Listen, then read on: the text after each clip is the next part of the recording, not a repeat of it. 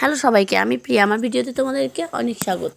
তো আজকে আমি আমার একটা খুব প্রিয় জিনিস রান্না করছি, গুগলি, যেটা আমার বাড়ির অনেকেরই খুবই পছন্দ।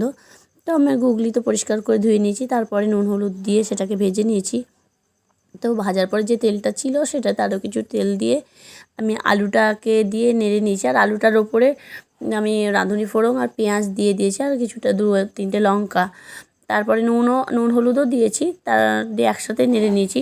তারপরে যে মশলাটা বাটা ছিল সেটাতে একটু কাশ্মীরি লঙ্কা গুঁড়ো মিশিয়ে নিয়েছি, দিয়ে ওই মশলাটাতে ছিল আদা রসুন জিরে ধনে, সেই পেস্টটা দিয়ে আরও কিছুক্ষণ আমি কষিয়ে নিয়েছি। তারপরে আমি ওটাতে গুগলিটাও অ্যাড করেছি।